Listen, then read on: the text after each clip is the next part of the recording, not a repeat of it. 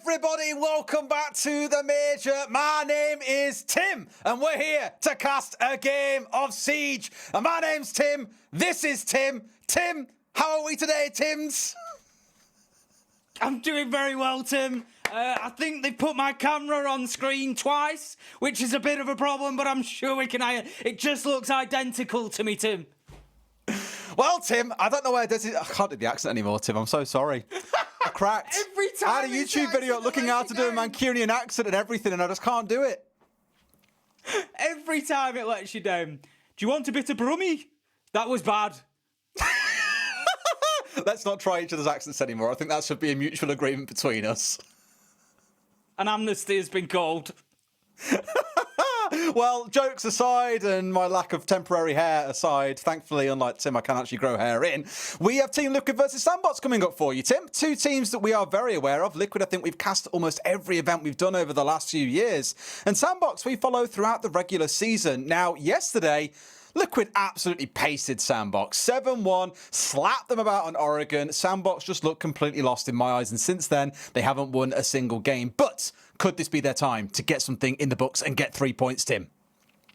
The thing is, it's not just a small challenge for SANDBOX to try and get something going now. They are against, for my money, one of the best teams in the tournament so far. I would put Liquid up there with TSM. I would put them up there. BDS have had a very good showing as well. For me, those are the top three at the minute. Sonics have really lit things up today as well. They deserve a shout in there. But Liquid have just had that nose in front of everybody else. They've been absolute demons so far. So trying to turn something right. They've got a minus 15 round difference at the minute to SANDBOX. They are, as you say, getting taken apart left, right and centre. And we know this team. We know that it's not them, Des. It should be going better than it is for them, but it's just not happening right now. And it is not going to be easy to get something going against Liquid.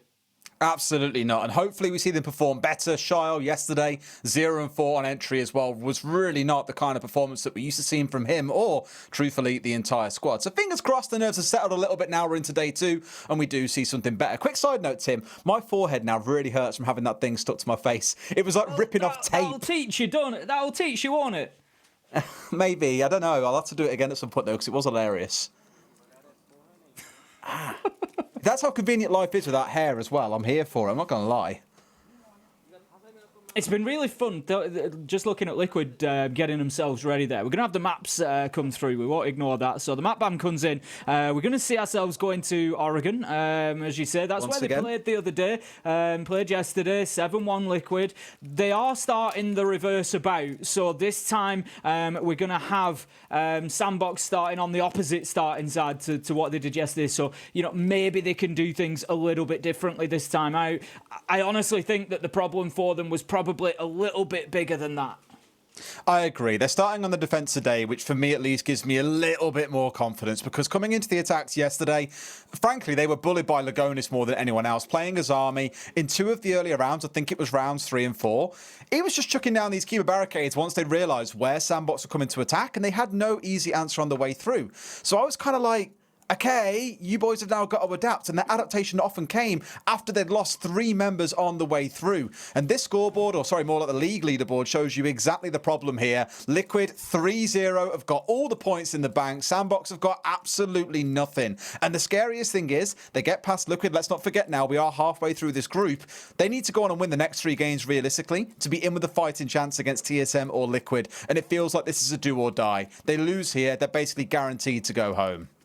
And there you go, 0.01. Yeah, exactly. Love it. You know, you start seeing it there. You know, let's be honest, Des, it ain't a pretty picture. Even if they manage to turn a win out here, there's still only a 6% chance. It's, you know, we saw it happen with G2 getting to Berlin. That's a once a year. That's a once an esport. That's a once a lifetime sort of occurrence. You know, so it is unfortunately looking very unlikely for SANDBOX to get themselves through this, and it's just going to go from bad to worse if the result here on Oregon doesn't go their way. The problem that they've got is that you've got Nesk. He's hitting shots at the minute, Des. He is absolutely firing. I've seen him hit some absolute beauties the last couple of days. It's been unreal. He hit a pixel angle that I couldn't even see through the angle. It was that tight, and he's just...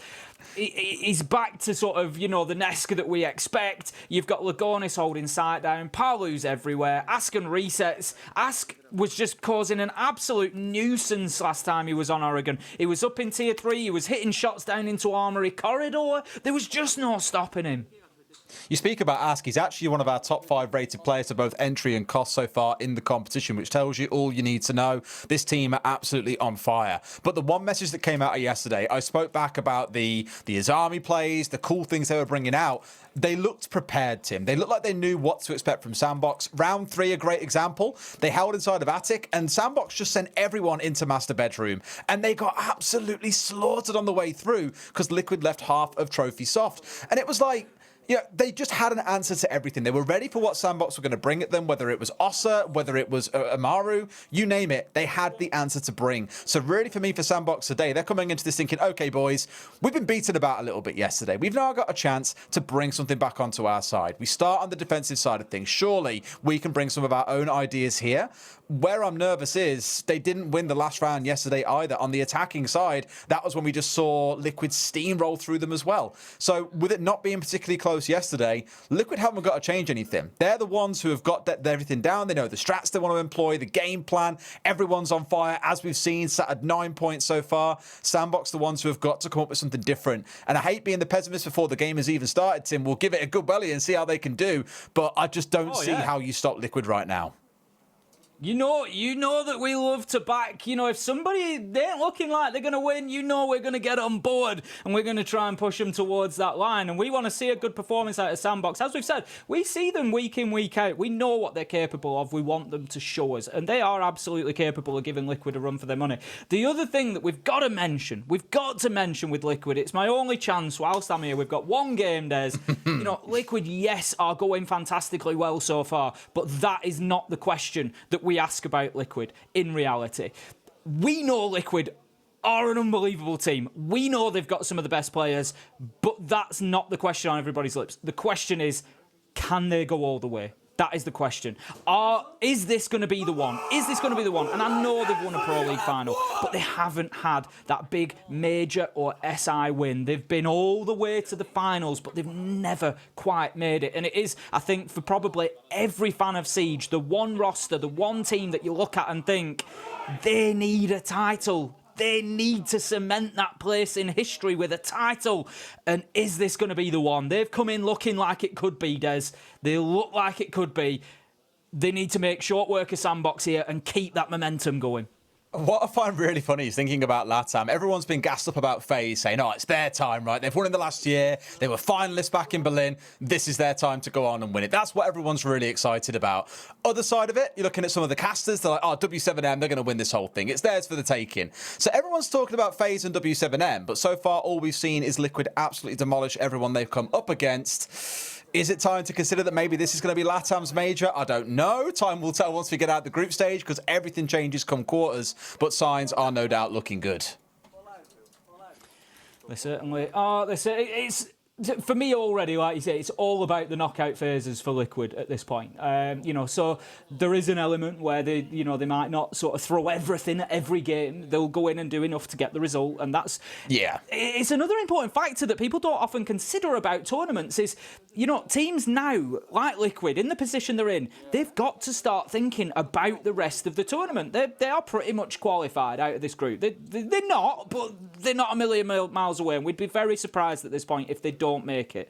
So they've got to start thinking towards those knockout phases. They've got to start thinking towards best of threes. They've got to start thinking towards which maps they're likely to play. And honestly, this is great for Liquid. Coming back to the same map again, they don't have to show anything that they didn't show yesterday. They won 7-1. It's not a major problem. So it sort of works out well for them when you think in the broader scheme of the tournament as a whole. What's your take so far on the last couple of days, Tim? You've obviously co-streamed the whole thing up, been a little bit busy, so haven't been able to do so. But what's been your take so far? What surprised you? What's disappointed you? Talk me through it. I'm a little bit surprised. I've been a little bit surprised with Space Station. I don't know if surprised is the right... I don't want to say disappointed. I was just so hopeful for them. They managed to get the first 3 points today. They had a tough day yesterday. I'm hoping it's the start of more for them. I really am, because they were one of the teams coming in that I looked at and I thought, yes, you could really do something here. A big surprise, Dire Wolves, I will say it. You know, we know that the APAC side teams are very good. We've seen Elevate previously come and have great performances internationally. I'd love to see one or two of the APAC teams making it. You know, Cyclops and Dire Wolves are looking like the most likely to get through to the playoff stage. It's not going to be easy, but, you know, Dire Wolves have managed to beat FaZe twice. They're no slouchers, Des. They are not messing about. They're here to play, and I've really enjoyed watching them so far. But overall, you know, for me, this is just how I started with CG Sports, you know, sitting at home, watching every game, working out what it means in the leagues and just seeing how it all goes and getting excited about it. And that's what it's been for me, you know, having that opportunity to watch it with a bunch of other people and just get excited about it. And I'm absolutely loving this event so far. Absolutely. I've been really impressed. Well, I'll say disappointed overall in APAC. Yesterday they were 1-7, but I think have really started to pick things up. We had Cyclops on the board. Dire Wolves, as you say, are up there tied with, again, one of the favourites for the whole competition in FaZe. They're sat on 6 points. Group D looking like a real spicy affair right now. Others a little bit more close, but equally we haven't seen games from all of those groups yet, which is what we'll see in this match and in the next one. I forget the game that's going on over on the A stream, but also to remind you, there are, of course, 2 streams running in case you've somehow stumbled across Bravo and not found our main stream. You can tune into both. We still have all the games to go through tomorrow as well. So 2 more on this stream, 2 more on the A stream today, then a whole another day of play tomorrow. It's just wall-to-wall siege. That's what and I say this every time, whether I'm at the event or not. It's just wall-to-wall siege for 3 days, and that's why I love the group stages, because you get the first day where you're finding out about everybody. You're looking at all these teams, you get to see everybody play twice, and it's like, right, who's going to do what? What's going on? And then the second day, you start to get into this phase we're in now, where you're coming into this and you're looking like, right, Liquid can qualify. If they get a win, they look like they've qualified. SANDBOX are probably... And you start getting into all this theory crafting about who's going to go where and how it's going to fit into the playoffs. And then obviously the third day, you've always got a couple of absolute cliffhanger games that are going to come tomorrow where, you know, fates will be decided, and I just absolutely love all of it. I can't get enough of it, and I'll tell you what else, I can't get enough, Des, of getting in here and watching Liquid versus SANDBOX on Oregon. It's going to be a banger. Just specifically this game and no other one as well. This is the one specifically you wanted to tune in for, Tim. 100%. Right from the beginning. Right from when I knew I was casting it. This was the one I was excited about. It's the one. It's the one. What I'm interested to see is actually how the bans change as well. Do we see an Azami ban come in, for example, from SANDBOX? I wouldn't be too surprised if we do, given just how much of a torment it was. But those bans are... arguably not what I expected to come out of SANDBOX, so I'm pretty sure are the blue team. In fact, no, they're starting defense, they're the orange team, of course, which means Liquid have gone a little bit, I won't say trolly, but they have played around, and sure enough, there is that Azami ban that I was on about. I mentioned it earlier, yesterday on the defensive side, Liquid absolutely tormented SANDBOX with it. Lagonis played it super well, wasn't deploying barricades too heavily in the early round, or where he did, he'd play the position, then fall back in towards site and deploy more down to make the approach towards site even more treacherous. It was kind of a trap in a way, and we saw it being used a lot around the freezer down in the basement on Oregon, whereby he would actually play in the freezer itself, making use of those Azami barricades to help defend and hold down freezer. He'd back away in towards highway and then pop her on the door, but leave enough of a crack that you could shoot through the freezer doorway and catch any SANDBOX player trying to approach. So what was once a bastion of defense for a defender then became the worst nightmare and a bit of a trap for any attackers trying to push through. So that being taken away is just kind of a nod towards Lagonis saying, you know what, fair play. That rolled us over yesterday. Let's get rid of it and try and play into whatever else they might bring. Yeah, I've been really enjoying watching Lagonis. He's been a great site player for the longest time, and I think he gets not overlooked. We all know he's a great IGL. We all know, you know, the strengths that he brings to the team as that support player. But his ability to find kills when they are needed is a little bit underrated sometimes, I think, as well, because he doesn't have to do it that often. That's not his role. You know, but he will, when required, he'll find them frags. He'll find them nasty little angles. He'll do what his team needs. You know, it got great clutch ability as well. Very level-headed, very calm in them situations, and a great player to watch towards the ends. I think we're going to be getting into game any second now. Just a small delay there, but we've got all the bans done. It looks like we're about ready to load in. We're getting fist bumps all round. So I think we'll be kicking this one off very soon. I'm just, like I said, I'm really hoping, Des, on the other side of it, because I want to see a good Liquid performance, because I am looking at them now as a team that could potentially go on and win this. So I want to see a good performance out of them. So I want to see an excellent performance out of SANDBOX. Let's really test Liquid. Let's really push them and see what they've got.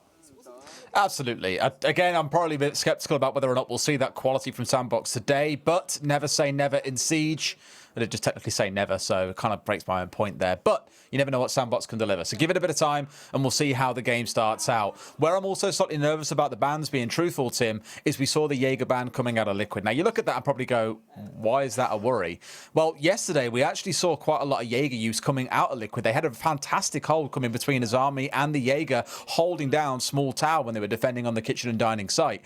Seeing that banned away, knowing Liquid is starting on the attack, I think we're going to see a lot of grenades in this first half, a lot of explosives, a lot of range utility that they're hoping are just going to smoke the members of SANDBOX out and get a couple of easy kills in the early round. So Wamai probably will have to be a staple, I'd expect, coming in for SANDBOX. Let's find out, though, as we are now going into round one. Here we go. Let's get things underway. It is going to be down in the basement, as we've already seen. SANDBOX do kick things off on the defense. Having a quick look through that lineup, there is nothing too unusual about it. You can see from the bottom those graphics that we've got. The stats coming from Sprabunit and Wrath, as always, show us a regulation win for Liquid is all but qualifying them, 99.5%. So basically what that means is they run thousands and thousands of different versions of what could happen in the rest of the games, all the different scores, all the different variations, and they see how many of them Liquid go through. And that means that in almost every one of them Liquid does.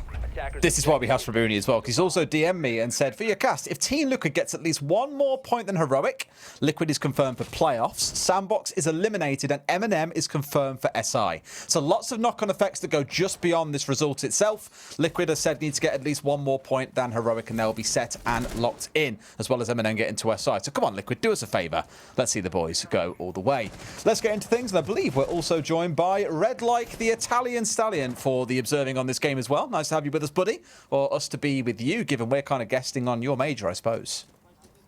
Absolutely. I'm very excited to have Red Larky observing for us. As much as I love Merrick's and Easy, and, you know, they're two of the best in the game, they observe for us all the time, and this is what I love about them. Yeah, I'm a bit bored of them now. You know, turning up, seeing Parker, you know, seeing John, Stam, all the other casters, Manny, Dev, you know, Nick, seeing all of them and just getting that time with everybody, working with different people, and that doesn't, you know, stop at the casting team. It goes for absolutely everybody, so it's brilliant to be working with Red Light for this one. So we are a minute into the round now. Then Neska's already got himself up into the attic, so it's going to be a top floor clearance coming in from Liquid. They're going to be looking for a strong start with an opening kill. Oh, look at this. Aska's already got himself into freezer, Des. There's no messing about, but in comes a big kill from Envy Taylor. Manages to shut down that push. It is actually a direct trade. Bullets crossing in the air to find each other, and that leaves us 4 versus 4, but a strong start for this game.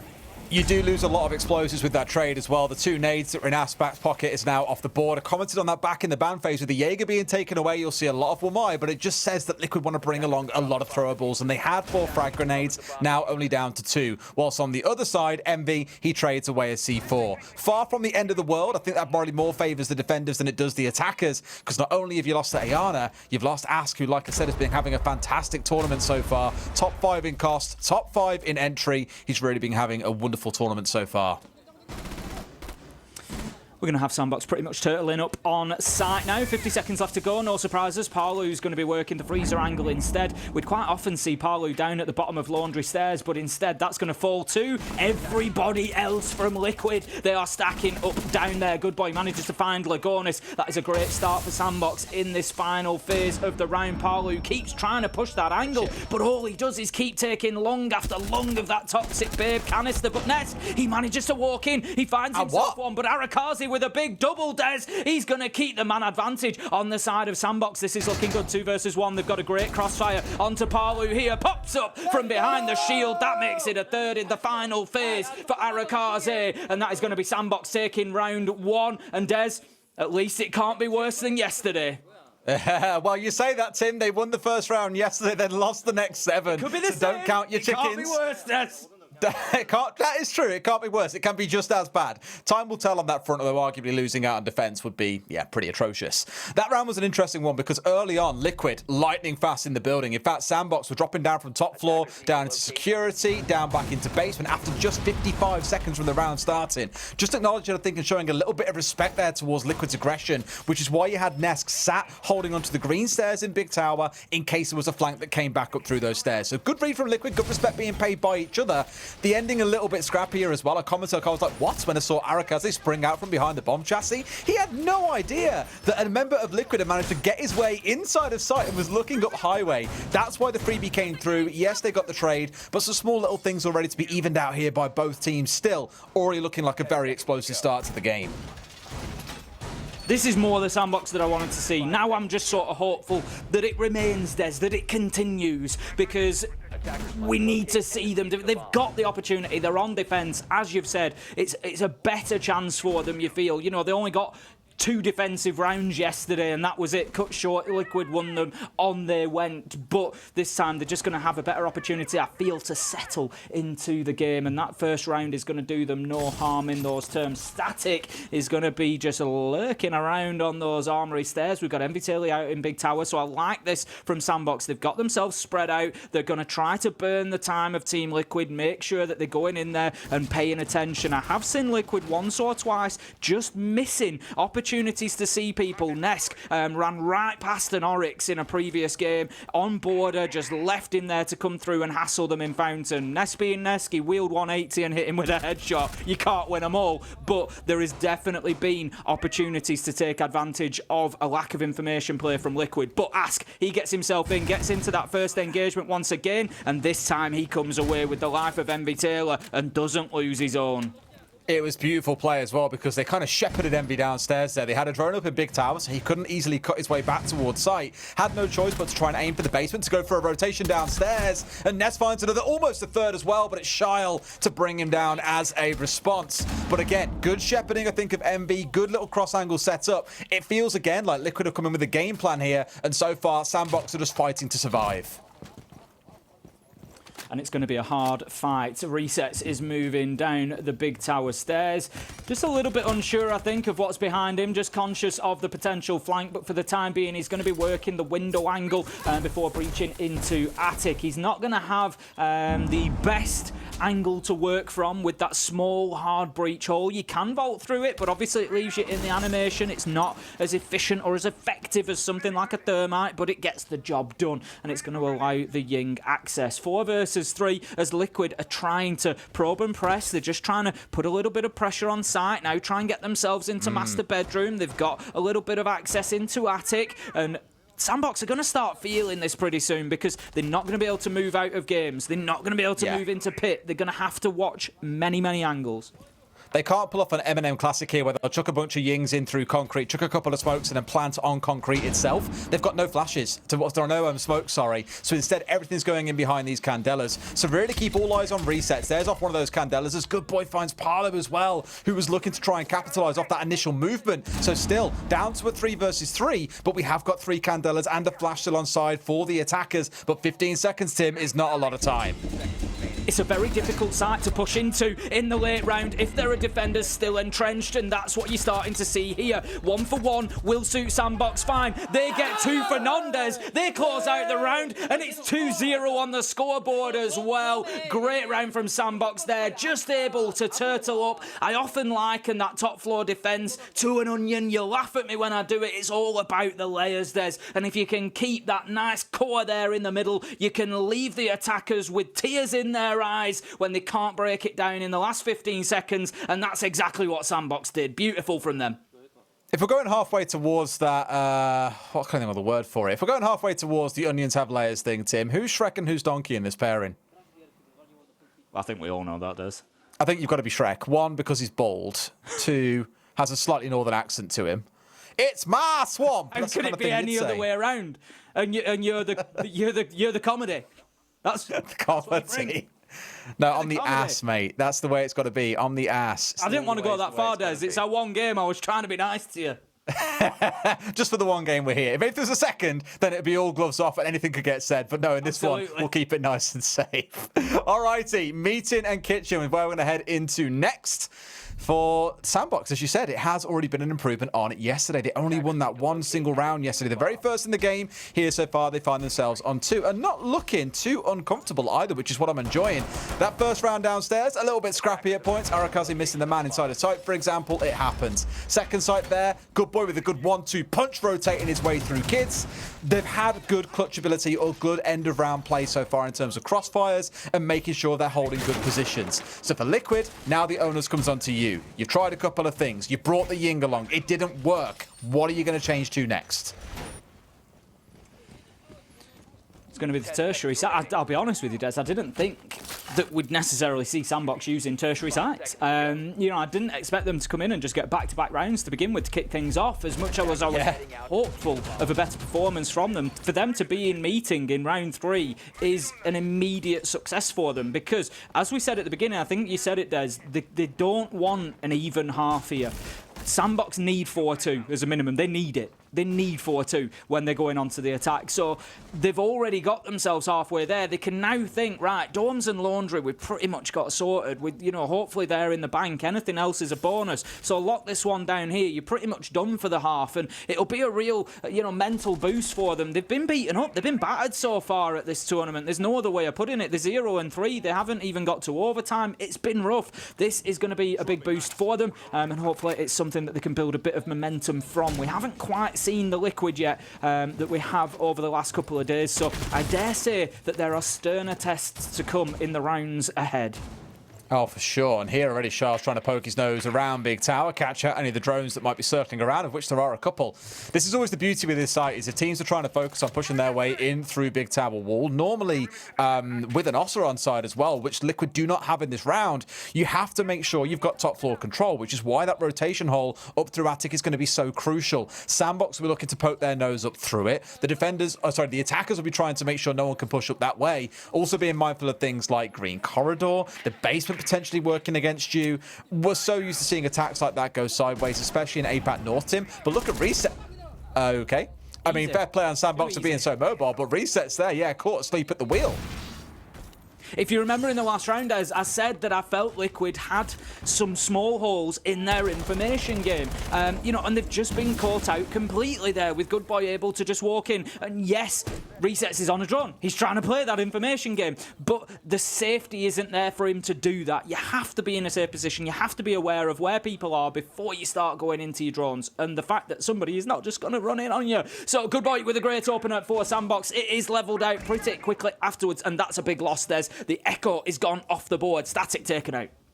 Just a great read, I think, overall, really, by SANDBOX as well. Probably identifying a drone coming through and thinking, that shouldn't be coming from there. Maybe it's sat there. And I love how it wasn't just one player that went for the kill. They sent 2. They were getting that kill, whether it was by trade or by a 1-0 frag, whatever it turned out to be, they wanted to be in that position. So, again, really smart play by them. Now you've got Envy holding down inside of security, maybe being pushed on by 1 or 2 players here. It's asked to get a kill from above. The Angel of Death, as Envy gets full white screen, sees the stairs of heaven, but manages to keep himself alive. A potential push coming through. It's 2v2 as Envy doesn't go to heaven, but drops downstairs and gets a kill through the flash. What is that? Walks away into a 2 versus 1. Lagonis all that's left alive, as Arakaze and Envy may have just given SANDBOX their 3rd round in a row. I am stunned at that kill from Envy. What an absolute beauty. I assumed he'd drop the hatch, but no. Lagonis is going to have to stick this. He's going to be pushed. There's no way. And that's going to be the round closed out. Arakaze finding that final one. But let me come back to that point, Des. I really thought that with the flashes coming in that Envy was just going to drop away. I don't know if maybe he thought he was and just didn't realise that he kept himself on the lip, starts spraying and gets a kill onto Palu. Absolutely unbelievable scenes. Baited even us there as well, because we were sat here just like, he drops away, and he was like, gotcha, spins around, and he's still there on the lip, like you say. Just again, really good play by SANDBOX, staying mobile, keeping Liquid guessing. So where in the first 2 rounds, it feels like we've seen quite a lot of turtle play. Think back into round 2, when Envy got caught in the basement for free on his rotation down from Big Tower. I thought we'd see them really try and dig in, and I think Liquid was setting up for thinking, okay, they aren't going to contest the site on the map here. We can just shepherd them back to site and then push in. Well, here comes two hitting you hard in the face and a really aggressive hold of security. SANDBOX are the ones keeping Liquid asking questions now. Now down to the basement we go, and we have a mirror on side, Tim. Something that often we see banned away at the moment, but here still left open for business, and we'll be putting the first one of those down straight away onto the freezer wall. A great angle being opened up through there. So it's not quite the Azami level bullying that we saw from Liquid yesterday, but it is still very obnoxious. Not generally. The mirrors that we'll see down in the down in laundry site is that one, and then we'll see another one in sometimes electrical, looking into bunker. Sometimes it'll be played in the closet. It depends how much they want to hold on to hatch, how much they expect. The bunker one is quite easily dealt with if you don't really commit to holding on to meeting. So I don't think we're going to see that one here. But sometimes you'll get the secondary one in the closet that just helps them look through into freezer. Potentially you can play off both mirrors essentially. Play somebody on the bomb chassis and just have them fall back as and when necessary. Now then, Liquid quickly getting into rear stage this time. Last time around, they didn't do a great job, Des, of disrupting the defenders down inside a site. They had a little tickle at freezer, they had a big push down laundry stairs, and none of them really worked. The SANDBOX defenders were pretty much in the same positions at the end of the round as they were at the beginning. And that's something Liquid need to change. Historically, we've seen Liquid attack this site fantastically from 3 or 4 sides at once. That wasn't there in round 1, and I'd like to see it. The classic is get Palu down laundry stairs, get a couple into freezer, push from rear stage stairs as well, and just make it a living nightmare inside a site. You know what I do love? Someone in chat, I'm Poison, popped up and said, you know what? He does sound like Shrek. I think you're screwed now, mate. That's it. You got to go Shrek next Halloween. I can't wait to see it. But you are right. Here in this round, at least, things have started out ever so slightly slower. Here we've got SANDBOX dipping their way back in towards site, trying to find any drones that are working their way through, of which they have already cleared out 5 inside half the round. So not bad at all by any stretch of the imagination. Halfway through the drone pool, halfway in the round. Go figure, the maths checks out. What I'm slightly nervous about for Liquid, though, is, again, yes, they're going for a hot drop. Oh, my God, they've gone straight in there, straight onto the end of Envy's gun. Good boy comes across, but do they know about the site player here? Envy sure does. Down goes Lagonis, a 4v2, and Liquid kind of, dare I say, resorting not so much to cheap tactics here, but to panic tactics, and SANDBOX have got the composure to deal with it all. Liquid willing to just have a roll of the dice. Let's go for a hot drop. As I said, coming into this, they're already a long way towards qualification for the playoffs. They know there's only so many points they need to pick up, but the risk is you can't just start throwing them away in the pursuit of hiding anything. You've got to make sure that you get those points. Get yourself over the line. Why not come into day 3 knowing that it's done? And that's always a bit of a risk. Palu, he's going to find his man inside a closet. We know that he's capable of these big clutch situations. It's 1 versus 3 down to, sorry, 1 versus 4 down to 1 versus 3 now. He's going to burn the laser gate, but the problem is they know where he's coming from now. SANDBOX, they're just going to hold their angles. Palu sending out a nade. It's going to be caught out by the magnet, go right back above his head, so he has to burn another 5 seconds waiting for that one to detonate. And we see in the top right corner that the timeout's been requested. There's Liquid are on the ropes right now. It's looking like an even worse reverse of yesterday. At least SANDBOX started out with a round win. Liquid couldn't buy one right now. For all we said coming in, sat at 9 points, the perfect scoreline so far, have not lost to anyone, won everything in regulation. Here, being held back by SANDBOX, who have had a torrid time this tournament so far, but look like absolute pros, which they rightfully are, coming into Oregon. Understanding this tactical timeout's got to come through here, because Liquid know we need to get something on the defensive side. We can play well, boys, but can we manage a 6-0 defensive half of our own?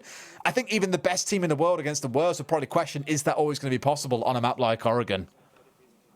It's not, not necessarily. And Liquid, winning's a habit. We've said it countless times. And at tournaments, you don't want to take a 7-0 loss, regardless of who it's against, where it is, what is happening. You don't want to suffer that sort of defeat because it puts it in your head. What if they go back to Oregon again? What if they have a must-win game in a best-of-3 and it falls on Oregon? And they're thinking, ooh, last time we played this, SANDBOX smashed us 7-0. You don't need it in the mental. So Liquid need to sort this out. SANDBOX are playing well. I don't want to put it, I know I said they're rolling the dice, they're taking a hot drop on. Yeah, they've tried 1 or 2 things like that, but it's because other things aren't working. SANDBOX have got the answers at the minute. SANDBOX are playing pretty well here. They're winning their gunfights generally, and they are having a little bit of luck as well, and things are just rolling their way. And SANDBOX are going to be very, very pleased with that. They are for sure, and that's why I'm starting to get nervous now, is what can Liquid do to change things up? Their answer? Employ a classic SANDBOX tactic, looking in towards bringing along the Amaru, the Ying potentially making a return as well. Now, we've seen these operators be used, well, Amaru not in this game, but yesterday we did, not really to any great effect, and Ying, a couple of attempts came out to make best use of them, but it just wasn't to be the case. Arakaze is ready, though, with the Warden on side. You've got Static playing on the pulse, so very keen to see where he plays. Given the freedom that Liquid have generally afforded to SANDBOX throughout this game, he could do a lot of damage from downstairs in the late round. Here we go then. Round number 5 is underway. We're going to have Nesk heading nowhere, Des. A Static comes down like death from above and shuts him down with the shotgun. And what a start for SANDBOX. This is the problem now, Des. This is the SANDBOX that we know and love. The confidence is through the roof and they're happy to take the jump outs. They're happy to take the peaks and they will take name after name.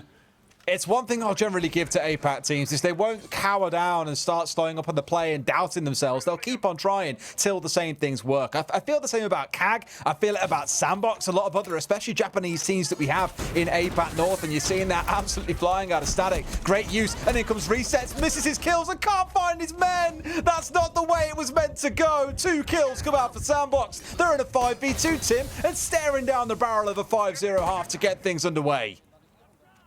It's looking that way at the minute. I'm sure there's going to have been a lot of channel points in the Twitch sat on Liquid, and there's going to be some very smug SANDBOX supporters right now that could be looking at a real payout there if this one continues as it is. It's all down to 2 remaining players on the side of Team Liquid. It's Lagonis, it's Palu, and I would say probably 2 of the most clutch players on the side with an opportunity to try and fight back from 2v5 down, but it is not going to be easy. SANDBOX are just absolutely tearing through them at the minute. Lagonis, he's having a fight. He manages to find 1. Brings us to a 2 versus 4. Can Palu help him? Can they find any more? They've certainly got time on their side, but no, above them, and he knows they're coming.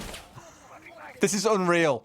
I really thought we'd see a Pulse playing from downstairs with C4s late in the round, but APAC don't care about your rules. A great little quick peek from Palu will bring it back down. Where I get a bit nervous here, Tim, though, is there's still 60 seconds to play, and let's not forget, SANDBOX were in a 5 versus 2, now down to a 3 versus 1. I don't care how good you are at this point, Palu. I think you've got 3 big players to go through. Admittedly, 2 sat down on blinking HP bars. It's still looking a little bit ropey, though, as out comes an impact nade. It's a Pokeball! Man's been playing the new release straight in there, catches a rare Palu as they move up to 5-0. Boy, oh boy, this is the exact reverse of what we expected, but we wanted that good performance out of SANDBOX just to send a message that APAC is here, and maybe it's time on day 2 for APAC to wake up. Direwolves, of course, beating FaZe earlier on. SANDBOX thinking, you know what, we'll have a piece of that action. We're up against LATAM next, and they are running through them at the minute. It's going to be round 6 and the final defense for SANDBOX. I'll be honest, as I said in the 3rd round, I didn't expect to see Meeting at that point, and I certainly, if I'm honest, didn't expect to see it a 2nd time, but good on you, SANDBOX. Let's have some more. It's just like when you feel like you have a bit of a read. Okay, know what's going on here. Pulse, all right, they play downstairs. They play for the C4s. Cool. Late round flanks, I understand.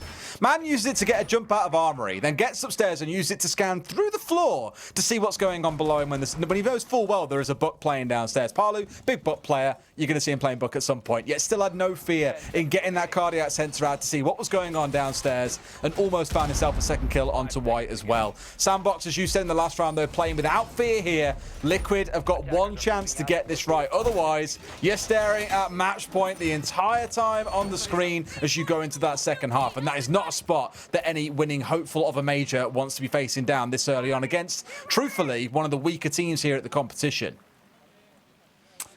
I think Liquid are going to be glad that we're only casting 1 game at this rate, Des. This is how it's going to go when we do. You know, but interesting. Oh, this is interesting.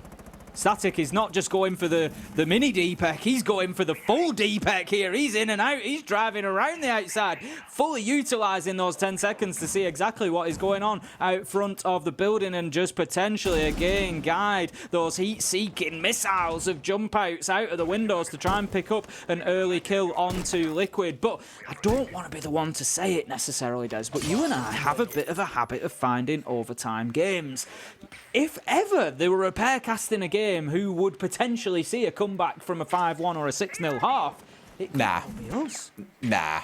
Come on, Tim. Look, normally you're the pragmatist, you're the realist, one who brings it back down to earth a lot of the time. I'm going to do it here and just say, look, there should be no way we ever get to that point, given how strongly this half has come on. But no way.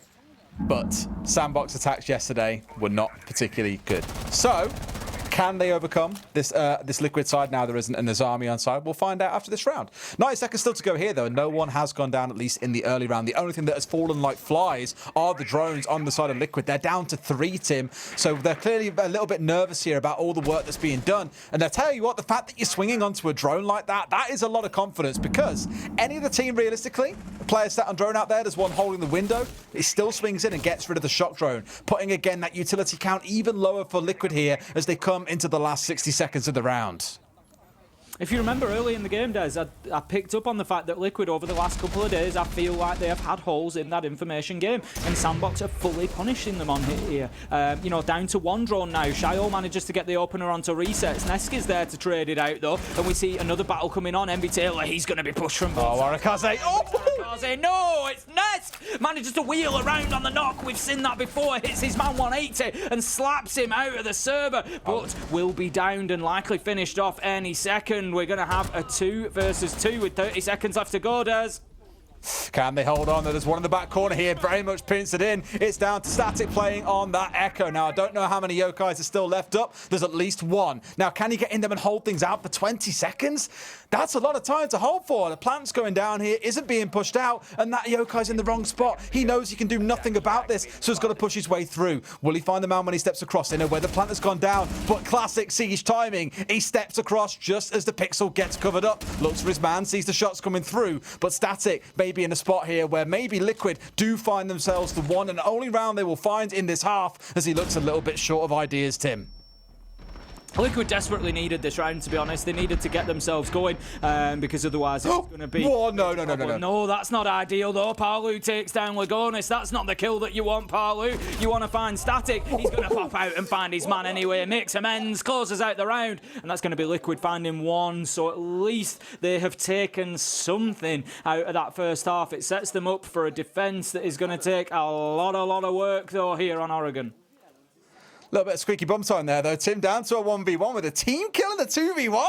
Oh, God.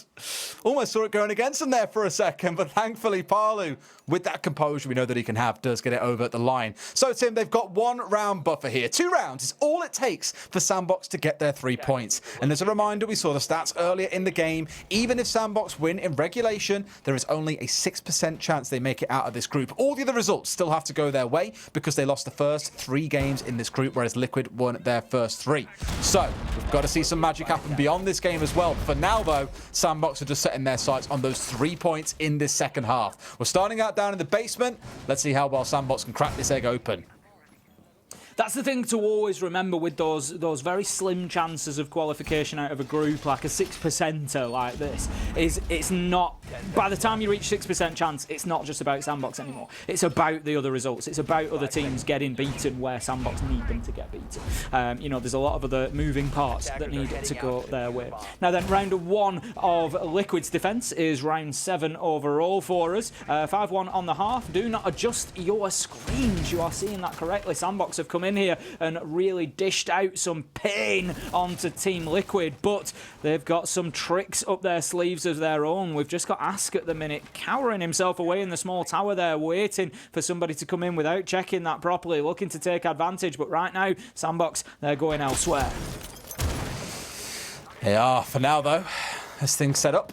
SANDBOX taking it 1 step at a time, certainly not in any rush, expecting, as they would be after having been crafted by the region of APAC North, to expect any kind of jump out, window peek, you name it.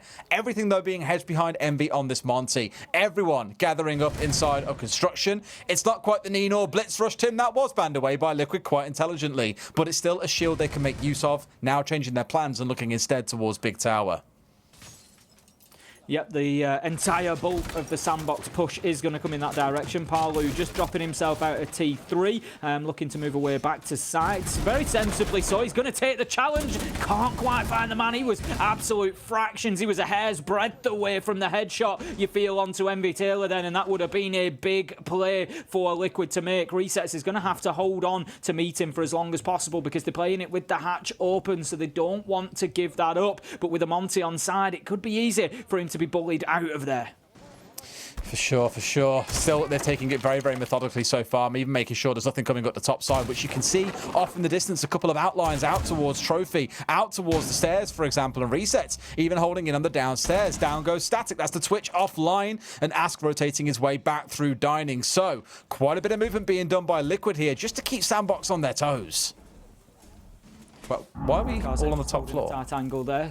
He's going to have to be looking to push forward eventually as time is ticking by. There's only a minute left to go, and there's really no presence in towards site from SANDBOX here, and we were always concerned about their attacking prowess, about their attacking ability, given what we saw from them yesterday against Team Liquid. They haven't been able to move Resets. He's going to take down Arakazi with a beautiful headshot before dropping himself back into site. That's 5 versus 3, and Liquid, they are just holed up for the rest of this round. They're going to sit their angles. They're just going to hold on for 30 seconds, and SANDBOX with a Monty on side, I think, are really going to struggle to crack this nut in round 7.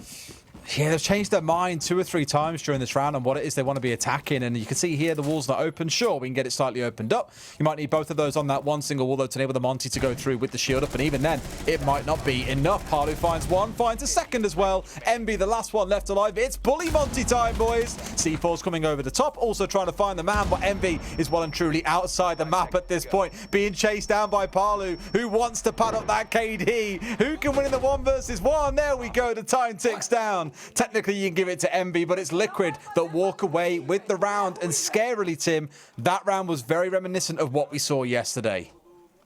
It was very reminiscent, and in honesty, it was very easy for Team Liquid. There was never really any challenge towards site whatsoever from SANDBOX. There was at no point any sort of control gained over any area of the basement, so they're going to have to not just step up a little bit on attack, they've got a lot of work to do if they want to be finding rounds here, and Team Liquid, they're going to be buoyed, I think, by that performance there. It's going to help them grow into the game. I feel like this is an important round. If Liquid get this, 2 defences in a row, take them to the tertiary site, you start feeling like it's 5-3. We're back within touching distance now, and SANDBOX maybe start feeling the pressure a little bit. I know that I said it maybe a little bit prematurely in round 6, but do not be surprised if we are staring down the barrel of a comeback from the Brazilians. That's the scary part, right? You can see the swing coming in. Again, this attack is really what's going to set the tone for me. If we can see SANDBOX shake off the nerves of that first attacking round and show, actually, boys, we've corrected from yesterday. We can get these points over the finish line. Great. If not, Liquid win this next round. I think I'm with you then. That's when maybe overtime starts coming into the conversation. If not, a massive landslide reverse sweep for Team Liquid. We're going to be into the action phase then. It's a top floor hold, but look at how widespread Liquid are here. We saw this yesterday. It's going to be Ask on the Oryx in T3, or at least in Big Tower at the minute, and that is where he hassled SANDBOX from. As I said, he was picking up kills from the windows down into Armory Corridor, just every angle he could find. So SANDBOX hopefully learn a lesson from that. They're going to have Good Boy on the Jackal going in there. They need to force him to move. They can't allow Ask to keep himself in that position because it was their undoing yesterday. It's even more than that as well. It was resets up in Big Tower. It was the constant play around Attic. It was constantly challenging everything, as we saw in the previous round. Even when SANDBOX are looking on the downstairs, you still have people hovering around inside a trophy, for example, working their way across the top floor. They couldn't really clear them out in the same way that Liquid did back in the previous rounds. I mean, Good Boy here, maybe his nose is picking something up. That spider sense is tingling away. Hasn't got the tracker out, but is expecting to see someone come pushing down these Big Tower stairs. And he would be absolutely correct, as there is a player stood up towards that north side. Ask doesn't need to do anything in that situation, though. So long as there's no pressure from above, which there is none, and that's what SANDBOX needs. Somebody pushing in to force him to go down those stairs, because he's just going to hold that angle, and it leaves the Jackal. Look at Good Boy. He's still just sat in the basement. It's 1 minute 30 into the round. What is he doing for the round here? Static, Arakaze, that's what they need. Push forward. Force Ask to do something. As it is, they might not like what they force him to do, because he relocates and he's going to take a fight, and then he gets himself away and he gets a bit more support. 1 minute 10 and still no pressure onto site at all. This is the thing, Tim. It's a fight for Big Tower. That's how slow SANDBOX have been so far, and Liquid looking again like they run the place, like they've paid their rent and they know what their rights are. They can fight for every single square inch of Oregon. So SANDBOX have got to come up with something different here. You've got the Jackal on side, but we haven't seen it put to strong use yet because there's been no follow-up, no impacts coming out of Static, no concussions, no flashes. All of that utility still sits in the back pockets of SANDBOX at this point. You've got to get a little bit quicker, boys, a little bit pacier. Otherwise, this game will slip away from you, and they don't even have control of getting this one getting impacted out. They might be able to get away with this next one, but Neski's still ready to go. Finds a kill, backs away and goes, yep, you know what? Happy with that kill. Now you can have the wall. Exactly that. 25 seconds left to go. No presence in Attic. This is one-dimensional now. All they can do is work in through the breach. Palu, he's going to find a big nitro onto Arakaze. The one other angle they potentially had to work with was double window. And resets on the reverse. Hits him on the flank with a double. Ask picks up one. It's another flawless round for Team Liquid. And what a beautiful defense that was. But what a failure from SANDBOX on the attack, Des. Failure to disrupt, failure to move Liquid around the map, failure to take the fight to them. They are the attacking side. They cannot just sit and hold angles for 1 minute 30, hoping somebody is going to move into them, because it will cost them. Really, two players in that round tell me the story. Resets at the very end of the Valkyrie, coming out of showers unchecked and finding 2 kills. Earlier in the round, it was the Oryx of Ask, I believe it was, who was wasting again 2 minutes just being sat on Big Tower stairs. The site was in kids and dorms. It's the other side of the map, yet the man is soaking up so much attention and time just by sitting there. But I'll go back to what I said. All this utility in the back pockets of SANDBOX, the gadgets, the tracking of the Jackal, none of it came out to really help them push through those locations. I think the only thing we really saw deployed was a couple of Claymores in the round itself. So if you want to be forcing Liquid back towards site, you want to pick up some kills, boys, just go for it. We know how aggressive you were being on the defensive side. You were jumping out of windows. You were challenging everything. But here on the attacking side, we are not seeing the same, and you will lose this game unless we see that amended. Hopefully during the tactical timeout, Nova, former player for SANDBOX as well, now coaching them, stood behind them, is giving them that feedback. Boys, we've got to do more. We've got to move faster. We've got to be more aggressive. We're not scared. Let's take the fight to Liquid, because now is the time to do it going into the offsite. We're going to see Meeting and Kitchen here in round 9. Like you say, that's going to be key now, taking the fight to them. And it was something that they did so well on the defence, but just unable to dislodge Liquid so far. We're going to have Meeting as the third choice site. And the worry that I've got at the minute, Des, is I look at this situation and you say, right, okay, SANDBOX were able to go 5-1. Are Liquid able to better that? And I look and I think, yeah, they probably are. They probably are capable of bettering that. If they get Meeting locked down here, let's be honest, SANDBOX haven't really been close to either of those attacks. So if it's the same here for Meeting, then I start worrying about where SANDBOX are going to find an attacking round. So, you know, a lot of importance on this site and whether Liquid can hold it down or not. You feel like if SANDBOX can get that round 6, get that match point, it might just put that little bit of pressure on Liquid that they need to start finding the cracks. But right now, Liquid, they're looking good. Well, time will tell. The schemes continue to set through for SANDBOX, whether or not they can start swinging it. We do have that Oster on side, who, as I mentioned before, APAC North, we see this kind of push coming into Big Tower all the time.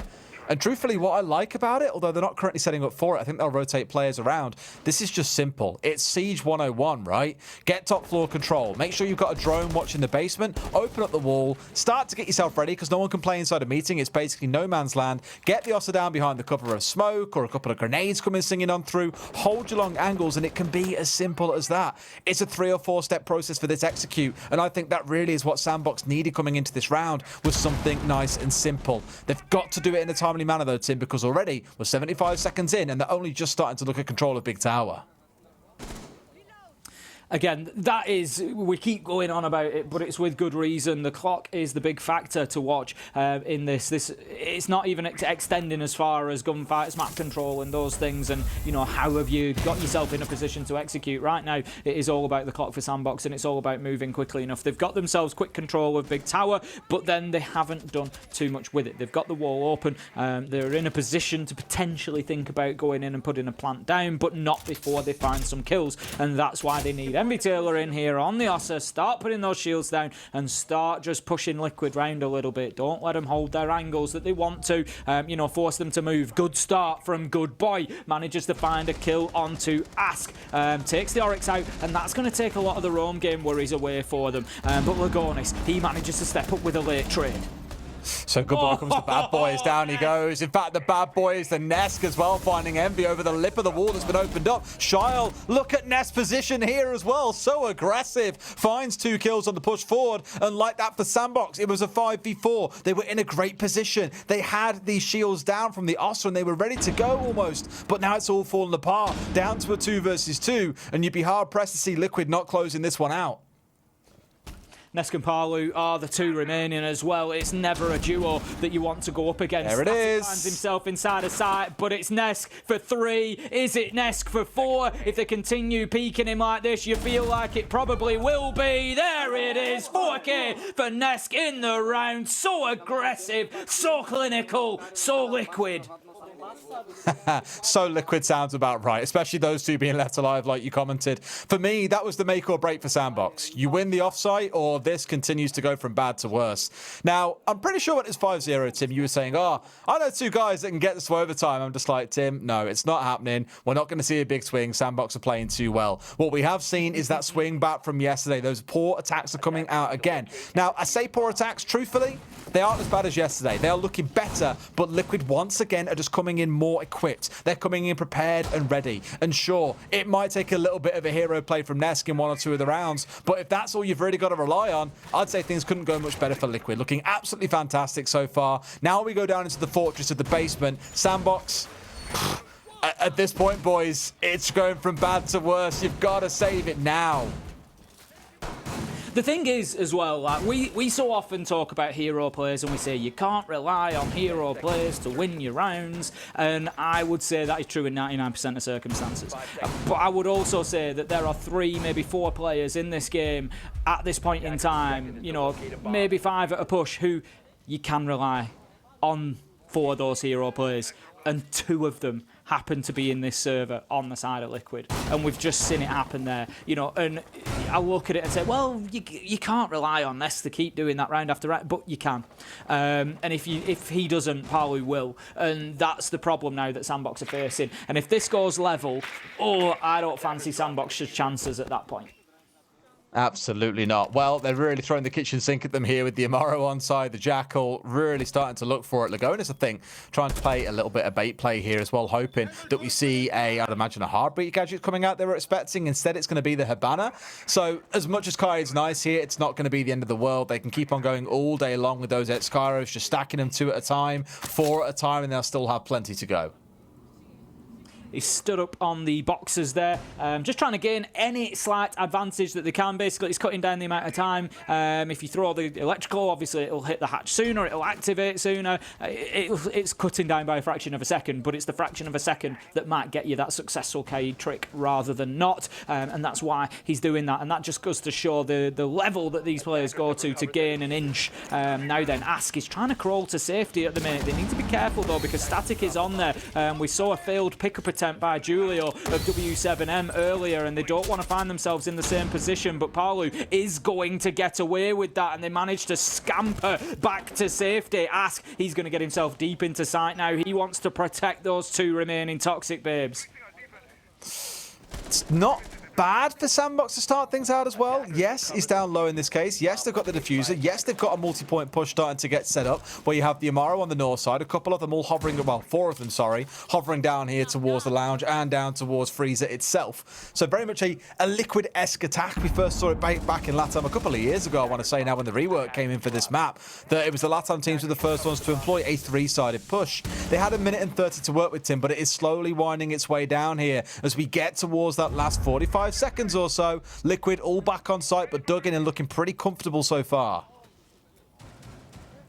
Exactly that, and an absolute ton of time wasted along with it, and SANDBOX just feel like they've been left scratching their head again. You know, they're going to try to start pushing in towards site, trying to find angles, but with 30 seconds left to go, the risk they're going to have to take is increasing and increasing. They don't have any presence at rear stage stairs yet. Nesk, he's able to play at pillars, he can move down highway if needs be. There's going to be a push into Laundry, you'd expect it to be supported from Freezer as well, but with 15 seconds left to go, there's a lot of gunfights that are going to have to go in the favour of SANDBOX, and right now Liquid are hot. We're going to have pushing in through Laundry. Make it one, make it none as the kills just rain in. It's flawless again, Des. It's flawless from Team Liquid. They have well and truly activated on the defence of Oregon. Have we seen 3 flawless rounds in this second half as well? Liquid just looked like a team transformed compared to the first half. Now, yeah, sure, we expected that maybe given yesterday, but with how good SANDBOX looked to start, I tell you what, I hear Streamer has joined us. Hi guys, in case you're not recognising these voices, it's me, Des, and Tim. We are jumping in for just this one game. We didn't want to miss a major. We had to get involved somehow, so this is the one game that we got, and my God, am I glad that we picked this one. Yesterday, Liquid steamrolled SANDBOX 7-1 on this map when Liquid started on the defensive side. We came in today, SANDBOX first 5 rounds. They were 5-0 up and we thought, man, there's just no way, surely. But Liquid won that fateful 6th round, have now pushed their way back to 5-5, and SANDBOX are flailing to find barely a kill at this point. We've seen 3 flawless rounds in the second half. So it's been a real transformation for Liquid given how the first half went, and you are joining us at a very exciting juncture. Do we see that overtime, or do Liquid take the full 7-5? Honestly, Des, right now I can't, even with us casting it, I cannot see this making it to overtime, because 3 out of 4 rounds have been flawless for Liquid. SANDBOX, I hate to say it, you know me, I try to be positive, I try to find the good, but I can't be anything other than critical of SANDBOX on the attack. They haven't been able to get to grips with what Liquid are doing at all. You know, they haven't really, apart from on meeting, and even then barely, they haven't stepped foot inside a site realistically, and it's been a tough watch. You know, it's been a tough watch for somebody who would like to see APAC and SANDBOX do well, but for somebody else, same person, me, who would like to see Team Liquid go on and, you know, make a really good run in this tournament, this is, you know, it's great for Liquid fans to see. Whew. Okay, I mean, for a second, all those channel points, I think 89% of the channel points went with Liquid, understandably, 11% with SANDBOX, and those SANDBOX ones were jubilant for a short while, but I think it has slightly calmed down now. Let's have a look at what's happening in the round. We've got that Ying and the Amaru coming out once again. SANDBOX rotating between these 2 operators in the Jackal as kind of their, air quotes, wild cards. We've seen them try a couple of things. Nothing is really working out, so I think at this point, it's like trying to run your head through a brick wall. They just keep on getting the same outcome, a very, very sore forehead. As it stands, you've got Charlotte towards the west side here, trying to find a cut through into Kitchen, where Reset is waiting. But he has been a demon in the late rounds on the Valkyrie so far as well, ending a couple with some really cheeky flanks. Here, he's sat underneath the site itself with a C4 on side, a second one in the back pocket of Palu. They just look ready, Tim. Resets is just holding that angle. Envy Taylor does manage to find Palu though. Resets, he finds it on the angle. It's going to be 4v4 as the push comes in. Nesk manages to find Good Boy 4v3, but the plant's going down there. Envy Taylor's going to stick this. This could be a round that SANDBOX could hold on to. They've managed to get it just inside of the double window, but it's looking less and less likely. Envy Taylor starts to take damage. It's 4 versus 1. It's all up to Static to hold on. He has got a raging torrent of Liquid players just rushing over him, rushing towards him, looking to find that kill. Manages to find one in through the Toxic Babe. Oh God, the jump outs! 1 versus 3, cuts off the jump out as well. 1 versus 2. Surely Static can't do this. He's battling, but no! Resets closes it out while covering Lagonis, who disables the diffuser, and Team Liquid, they take round 11 and move on to match point. What did I say about resets on the Valkyrie in the late round, Tim? He's done it again. That was a really hard situation to be in. You've got one player outside permanently being pinged as well that you know can ruin your whole day, but you know it's being diffused. You've got to risk your life to go for that play, but the timing gods were not at all on SANDBOX's side. To me, that looked like one of their best chances to get the round win, but brilliant use of the smoke as well. I've got to give it to Liquid. The smoke play coming out, those two Toxic Babe canisters, absolutely beautiful. SANDBOX are now coming into the offsite once again. It's not meeting, so we've switched to the other offsite of dining and kitchen. You have to make this work, otherwise Liquid have robbed you blind and will take all 3 points. Boy, oh boy, here we go. 5-1 down to a potential 7-5. Or can SANDBOX steal around on the tertiary side? Can they find something inside of dining this time instead of meeting? It's going to be their only opportunity to try and secure a point in this game, and it is now or never. It's a site that I sort of fancy for them, really, possibly. The problem has been time. It's been clearing Liquid out, and it's been getting into a position to execute onto site. You know, this site does cut a little bit of that out if you go for the small tower push. So long as Liquid don't play Nesk in small tower like they did the other day, because he was an absolute nightmare in there, but yes, he is in there. Right, that's a problem. He was playing in there as a Zami the other day, though. They've banned that out, so maybe this works out for them. If Nesk can't hold on to small tower for that long, then SANDBOX might have the time they need to get themselves inside a dining. The thing is, Tim, this was that setup I was talking about earlier when we saw the bans come through. I said, okay, we've seen the ADS is taken away and those Kiva barriers. For those who missed the game yesterday, I want to say it was round 4. Ness got a 3K, I want to say, sat into my tall tower. He just locked it down, making use of all that utility. Here, he has basically none. Here we go with the push coming in. Good boy just runs in face first, but Ness gets a spray on the window. Resets into a third as well. That's the kind of play you're looking for. Static, Envy, 2 of the older players on this roster have got it all to do, but you cannot contain Nesk. A triple kill he finds for himself. It's a 1v5 and Liquid have swung it back and took all 3 points. What the hell have we just seen, Tim? Absolutely unreal plays coming out of Ness there. That's how I was a little bit concerned for him. You know, yesterday when he got his 3K, he was in there with his army. He had his Kiba barricades to play behind. He had ADSs. He had all the utility he needed. Today, he was just on a Wamai. He did not have the ADS backup. He did not have the Kiba barricades to hide behind, but still he finds a way, and he finds it 3 times over. Liquid, unreal performance, 5-1 down, did not bat an eyelid, just got the job done. 7-5, and they remain not only unbeaten, Des, but unbeaten in regulation. That's going to be a full 12 points from 4 games, and Liquid are looking ludicrously good right now. I'm pretty sure that also sees SANDBOX being knocked out. That's it. I think they're the first team going home because Heroic moved to 6. Okay, technically not. There is a world where it's not. But I'll tell you what, we'll look into the numbers. Chance, so it's like we'll take a look at the numbers and see what we can do. It's 0.01 or something crazy. Back after a short break, guys.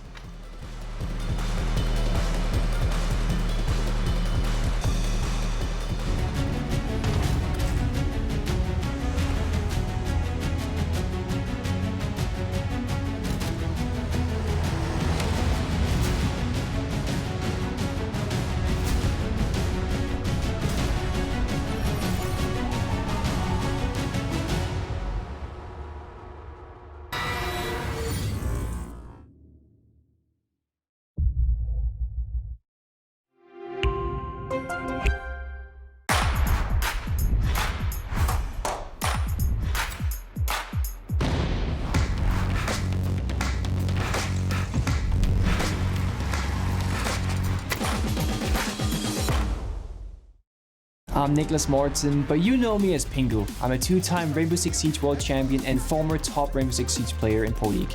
Welcome to my Siege Ranked Bootcamp. We're talking 20 seconds left on the clock, you got the diffuser in hand, what do? Play the way that you're comfortable with, because you have confidence when you're in this position. That is when you're gonna be at your very best. Good luck.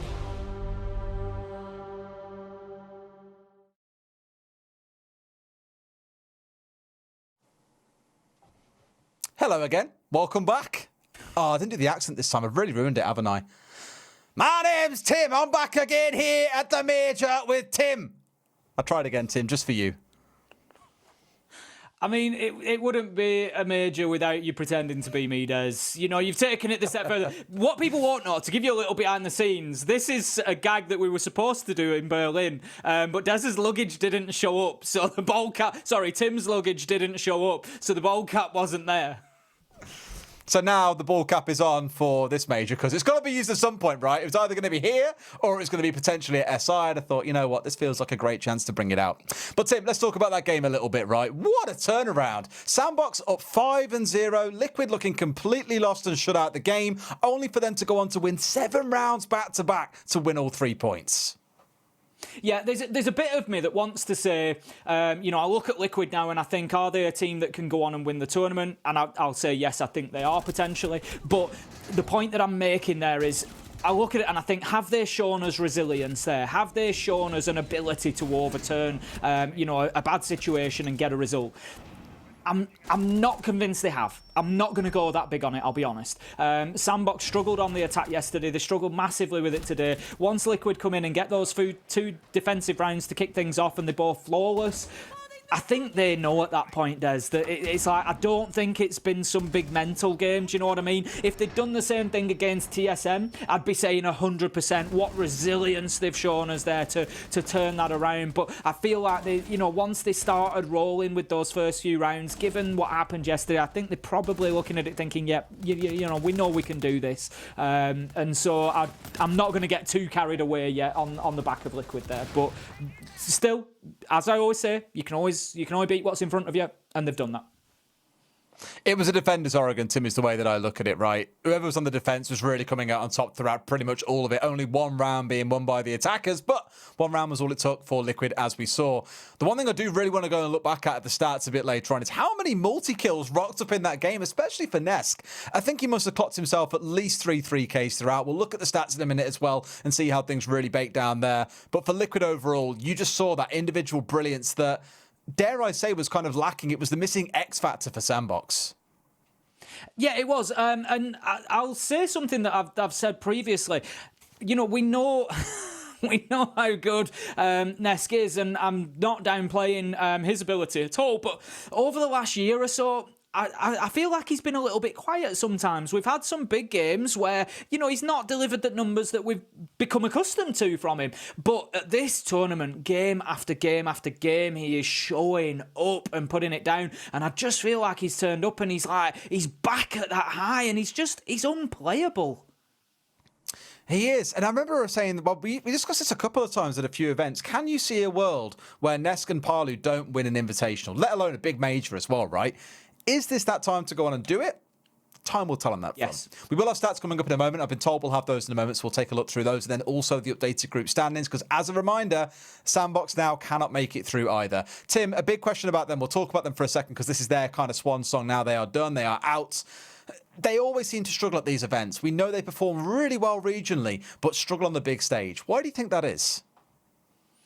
I've been asked this question a couple of times about APAC, and I fall back to, I feel like, if you remember about 6 months ago, we discussed it, and I said, maybe when Damwon Kia were having their success in the international scene, I said it feels like they've kept that APAC identity, but they're also looking at the top teams in the world, and they're taking on board what they're doing a little bit more. And I just feel like that's dropped off a little bit, and I feel like we've gone back to sort of pure APAC, which there's nothing wrong with, but it's just not always getting rounds won. And sometimes you've got to look to the top teams like Liquid, like TSM, like BDS, like Wolves, like, Rogue. You've got to look at these teams that are doing really well and say, why are they doing well? What is working for them in their strats, in their setup, in their gameplay? What is working well for them? And I don't think it's a skill issue for APAC, for SANDBOX particularly, because they are extremely skilled players and very, very capable and able to compete. And so I just think maybe that it's the style that they're bringing in. They just need to find that right balance, I think, is what I'm saying. For sure, and now you can see with that group results on the screen in front of you, Heroic and TSM, the 2 teams to battle it out for that second place spot. Now, there probably is some weird, wacky, wonderful world where Liquid aren't actually guaranteed to make it through. If they lose their 2 games, for example, Heroic and TSM win both of theirs, there's a wild outside chance. But Liquid, for all intents and purposes, are going through. TSM and Heroic, Tim, you've watched most of these games. I haven't had the chance. Who's your pick to go through? I think TSM. Heroic had a little bit of a wobble on the first day. I know they've come through and got a result in the last game, but I think when it comes to crunch time tomorrow, I think that TSM will make it. They were one of my favourites coming into the tournament. I think they're one of the best North American teams at the moment as we stand. Sonics have also looked very good today. But yeah, I think for me personally, I think TSM might just squeeze it. But it's going to be this team that we've seen today, Team Liquid, that are going to decide a lot of that based on what happens in their results, I think, against those teams. Absolutely. Well, time will tell, because not forgetting there are still another full set of games to come for you tomorrow. Still plenty to look forward to. Now, for Tim and I, big shout out first and foremost to Ubisoft. They let us come in and do a single cast for this event. Didn't want us to break our streak that we've done every event since SI 2020. It had to carry on. We'll go back to being fans, watching in the armchairs with you guys back at home. Look forward to watching the rest of the games both tonight, tomorrow, and of course for the playoffs. Thank you for tuning in with us, and we'll catch you guys soon. For now, we'll throw to a break ahead of BDS versus SSG.